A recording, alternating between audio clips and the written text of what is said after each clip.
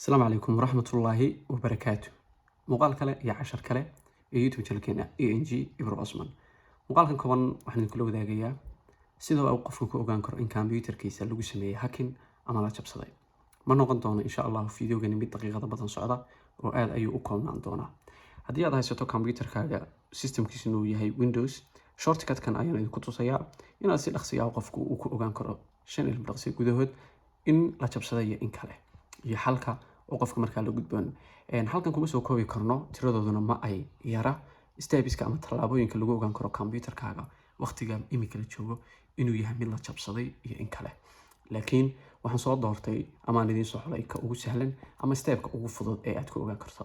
computer-kaaga keyboard-kiisa ayaad waxaad step-ka koowaad qaban doontaa labada badhan ee Windows adoo haya ayaad waxaad taabanaysaa xarafka R ama R ayaad taabanaysaa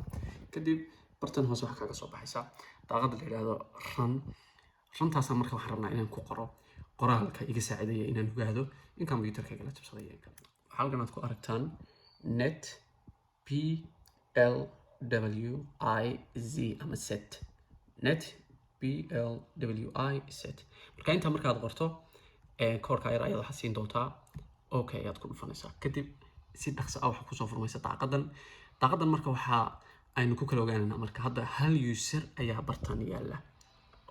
qaybta user-iska haddii qofku uu bartaa uu soo galo user kale ama user kaaga ahayn barta haddaad ka hesho ogow computer-kaaga waa la jabsaday user kale haddaad ku aragtid waxaad samayn kartaa in aad ku dhufato aad dhahdo remove sidaas ayaa userka kale hacking kugu sameeyay aad ku saari kartaa step-kan kaliya hadda intan aynu tusay waa marka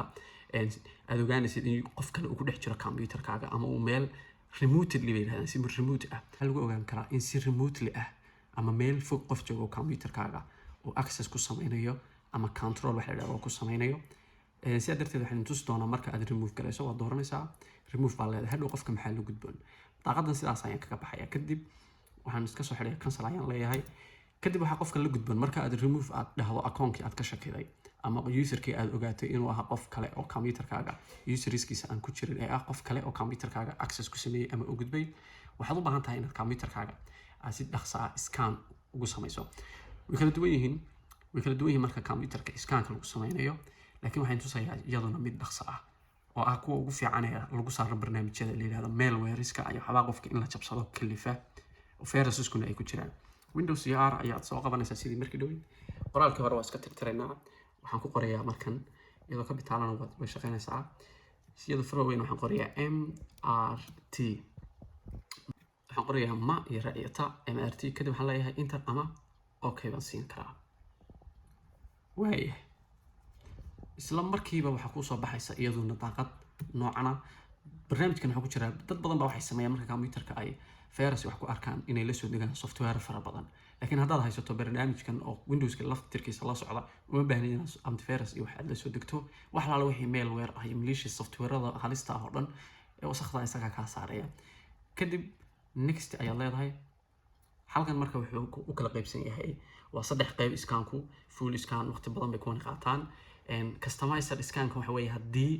folder kamida folderada aad uga shakiday ama aad rabtid inaad scan mariso kana isticmaalsa laakiin inagu waxaan isticmaalnaa ka ugu dhaqsaha badan oo ah quick scan next ayaa leedahay sidaas ayaad sugaysaa waqti yar ayuu qaadanaya isna waqti badan kaama qaadanayo ku xidhnaan doona computer-kaaga si dhaqsihiisa laakiin inta badan scan-kan quick ah ma qaato oo quick waa wax dhaqso ah sidaa darteed marka computer-kaaga aad soo hubiso in user uu ku jiro aan user-radaada ahayn aad ka shakiday aad remove garayso markiiba waxaad scan garanaysaa computer-kaaga adoo quick scan marinaya muuqaalkan halka ayaan ku koobiyaa subscribe page-keena Facebook-na follow saar muuqaalka xigta intaan ku nidon waxaan kaga tegayaa asalaamu calaykum waraxmatullaahi wabarakaatu